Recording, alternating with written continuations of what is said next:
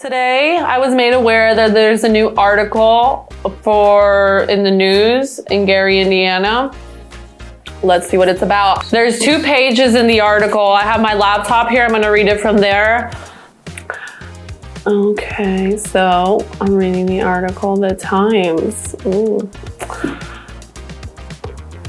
So at the beginning of the article, they show a house that's all fudged up. So it says, homes were long abandoned in Gary, but demand and prices have risen so much amid the squeeze on both residential real estate and rentals in Northwest Indiana that property investors have been coming in and reviving long abandoned properties, which they're flipping or turning into rentals. Yes, us people, that's us. Well, the article is about me after all. Just the group of people is the problem. I wish it was more centered. Okay. Big title, Gary's home prices have soared 7-fold. People and property investors now returning to the city. This is good news, good news. Gary, often held up as a symbol of urban decline and Rust Belt decay, was at one point home to more than 10,000 abandoned buildings after more than half of the population fled town. The city of the century, so called because it was the largest city founded in the 20th century, America, has suffered a daunting host of problems like deindustrialization, depopulation, drugs, crime, blight, and white flight over the years. Built as a steel mill town around a single industry that's been declining for decades, Gary has been historically plagued by disinvestment, pollution, and perception problems. It was the FBI's murder capital of the United States for several years. I got lost. In the 1990s, before its population shrunk so much and no longer qualified for the dubious distinction. That's good, good news. So we did see bullet holes. I know we did. The state has run the troubled school district for the last 7 years. The Steel City is regularly the subject of YouTube videos like America's Most Miserable City, Gary, Indiana, the scary end of American dream, and why Gary, Indiana will become a ghost town. Ugh, I don't know why our YouTube channel is not on there. Because we've captured the positive. We're trying to do that. But also have a little laugh. That gawk at Gap 2 city blocks and other signs of urban decay. Its reputation is so fearsome in circles that some lifelong Northwest Indiana residents refuse to even set foot in Gary. Many homes and buildings have rotted away. Some are boarded up, filled with rubble from collapsed roof or charred from fires or arsons. There are some blocks in Gary where there's only one occupied home left among the abandoned houses and vacant lots.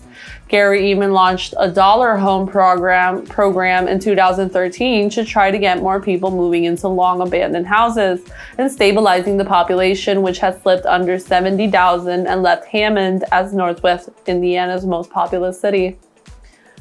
Wowsies. What does it say here on top? That's something else. All right, let's keep reading. Okay, page 2. But amid a housing shortage in Northwest Indiana and the nation, home values in Gary have been soaring as people and property investors have returned to the Steel City. The median selling prices for a home in Gary rose from just $15,000 in May of 2014 to $76,000 in 2019 to $106,000 this May, according to the Northwest Indiana Realtors Association. That's more than a 7-fold jump in home prices in just a decade in a city where people long abandoned houses they were unable to or didn't even try to sell. As low as $15,000 sounds, that's what it was, said Pete Novak, Chief Executive Officer of the Northern Indiana Realtors Association. There's been a considerable jump. Homebuyers are taking another look at Gary, which long lost residents to more suburban communities in South Lake County and neighboring Porter County, and which people long avoided when looking for homes in Northwest Indiana. The Gary housing market is most definitely experiencing a resurgence, said Jennifer A. Parham, the managing broker with Lighthouse Realty Northwest Indiana. Gary was an area hit not only by blight, but hard by the recession as well. Over the last few years, we have seen numerous investors take advantages of Gary's low value and purchased and held those properties. Some flipped them, but overall the last 3 years, we've seen more consumer investors, those particularly interested in buying back of the block and building Gary back up to its long-forgotten stature. Parham, who actively sells properties in Gary, said a lack of available housing, migration from Illinois, and desire for more safe have been driving much of the demand. Currently, with inflation, the housing crisis, and current state of inflation, Gary has become a hotbed for Illinois transplants. And those who have never left, she said. They find they can get more home for their buck in Gary, and it offsets some of the costs, like additional security and or schooling. More and more professionals are looking to purchase in Gary. They're either looking for older, larger homes that can remodel and customize to their liking, or fully flipped homes, which still price very well considering the Northwest Indiana housing markets and come with all the amenities. Gary no longer has as many steelworker jobs as it once did, but has been making some headway economically, Parham said. It's spurred interest in housing in the city outside of historically popular neighborhoods like Miller Beach and Glen Park. As companies like the Hard Rock Casino and IUN continue to expand in our area and offering more educational and job opportunities. Gary is no longer a blight, but primed to become a bustling metropolitan, she said. We are no longer where the only area of focus in Gary is the lakefront and people are retrofitting older neighborhoods. We have a bustling short-term rental and renter market, which is prime for savvy investors and consumer investors alike. Kristen Reyes with JKRB Properties bought her first investment property in Gary in 2022. She's now on her third one in the Steel City. Gary, you can move up. Everybody's moving up. She started renovating long empty homes into rentals and is now doing her first home flip. A lot of tenants have been from Illinois. A lot are coming from Chicago, she said. My duplex was very rough. It needed a lot of work, but we remodeled it and it looked nice. Since we started renovating a few years ago, we're starting to see change. There are still a lot of properties in Gary that need love, but we're seeing it changing. The demand is going up because of rental prices, the squeeze on supply, and a lot of investment like Hard Rock and hopefully the convention center. Fixing up homes that haven't been occupied for years or decades is not for the casual property investor, she said. Nope, it is not. These projects aren't for the faint of heart, she said. You have to have experienced contractors and can run into serious problems, even with the foundation. You have to rip the houses out to the studs and it can take a long time. If you've never done it before, it can be quite overwhelming. Even just tree removal is expensive. You have to put a ton of money in it. Affordable properties now get snapped up quickly in tax sales in some neighborhoods like Miller and Etna, she said. The market is squeezed. There's a housing crisis where there's not enough homes, Reyes said. In Gary, the homes are just sitting there. This is good for Gary, but also making an impact on all of the region. It's good for the general housing market here. The more people who buy homes in Gary, the more tax revenue it will generate. The safer and more stable neighborhoods will become and the more demand will increase, Reyes said. Most of the country is locked in with interest rates under 3%. Inventory is low and prices are rising, she said. It's supply and demand, she said, he said. She's now renovating a single-family home in Calumet Township. She gutted down to the studs. Contractors are putting in a full-time bathroom. Full-time bathroom. No breaks. Quartz countertops and nice finishes for the property, which the JKRB Properties Christine Reyes office will start marketing soon. It needs a lot of repairs, but will have an impact on the community, she said. She's saying a lot of things. Chris Clymer with Kale Realty in Chicago has long invested in properties in Illinois and invested in Northwest Indiana homes from Hammond to Michigan City over the past few years. He entered the Gary market over the past year. He's done 1 renovation so far and is working on 3 others. One sold last week at a pretty fair price, he said. It's a good opportunity for the homeowners. Clymer is looking to hold on to some properties in Gary and convert them into rentals.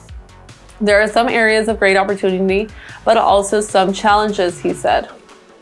It's rewarding to renovate homes and improve the quality of housing stock in Gary. It's of course investment, so the investors need to make money. Many of the homes are in such condition that they need extensive renovation that can take months. There are a lot of people who are passionate about seeing Gary move in the right direction, who are ready to come back or maybe lived here before and want to put their money where their mouth is, he said. There can be great improvements to create some more affordable housing. You hear on the news of the shortage of housing, and that's really true. There's not much of that's available. There are not a lot of options, but there are nicely renovated homes that are available and affordable in Gary that are drawing more people. Wayne Young, a Gary native who's moved to Washington, D.C., has been investing in properties in Gary, including a short-term rental near the Hard Rock Casino. In Gary, the housing is generally inexpensive, and you see the beginnings of gentrification. He said, I've lived in D.C. for 30 years and have seen the domino effect of gentrification after living in neighborhoods that were absolutely horrible. People feel more comfortable investing in an area, and then more people start buying and renovating homes. Gary has been getting a fresh look because of the nationwide shortage of houses that are not going to improve anytime soon, Young said. There's greater demand, he said. You have a cater of people walking into Gary and fixing these homes up to meet that demand. Gary had plenty of housing stocks, but it often fell into disrepair and needs to be fixed up, Young said. These are homes that aren't built anymore, he said. They're brick houses with china cabinets and real wood. You don't see that anymore. People are seeing the value you have in old homes with rising housing prices and the lack of new homes being built. People are putting more value on the homes that are currently there. And that's the end of that article. It's very interesting to see how everything is growing in Gary, and you know, just like we saw, there's not only bad, but there's also good. And Gary is growing, and this is a revitalization of Gary, and we're seeing progress and process, and it's pretty good.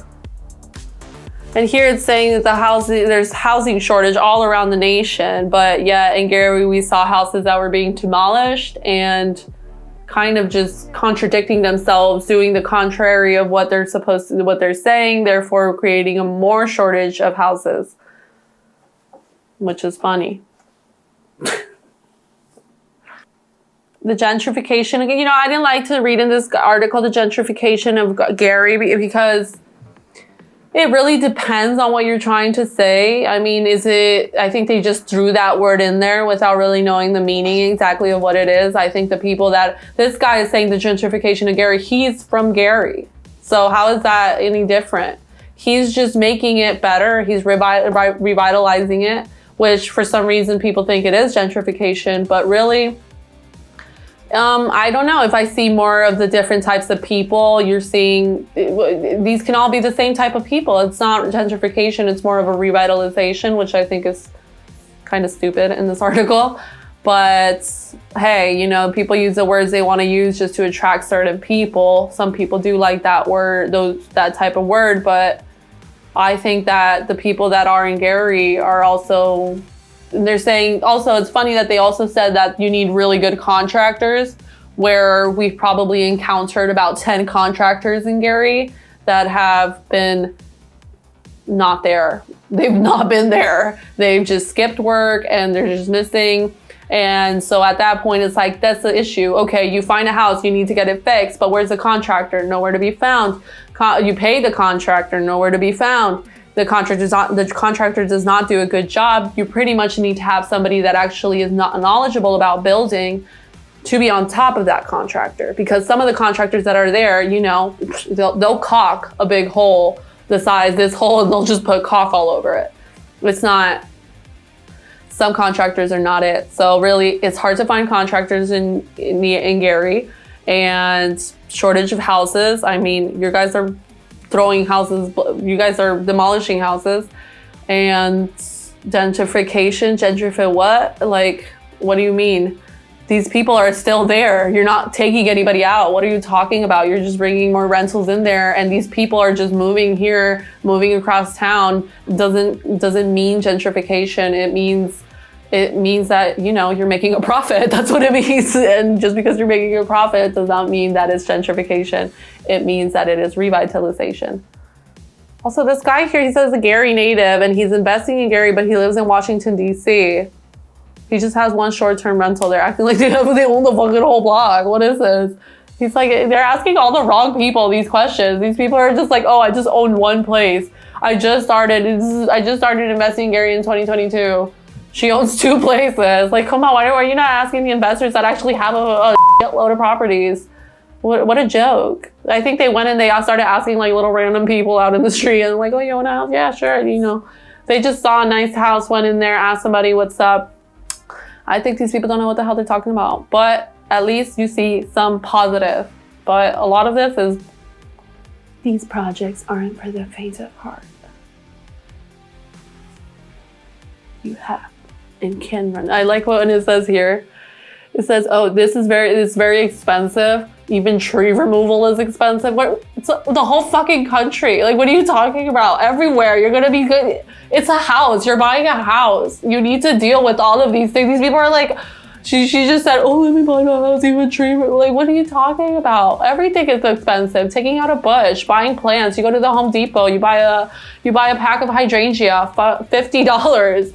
You want to take out a tree, everything. It's a house. Imagine it. It's not like going to the deli and buying a little sandwich. So yeah, you're gonna spend a little money, and yeah, tree removal is expensive. That's it. So after all, I've just told you what I think about this article, and silly, happy, and what? So what do you guys think about this article? It's very interesting. Would like to know about what you guys think about this article. What's your ideas? Do you guys think it's silly? What's gentrification for you? And do you really think Gary is being gentrified? Or are these people just talking? Let me know in the comments down below.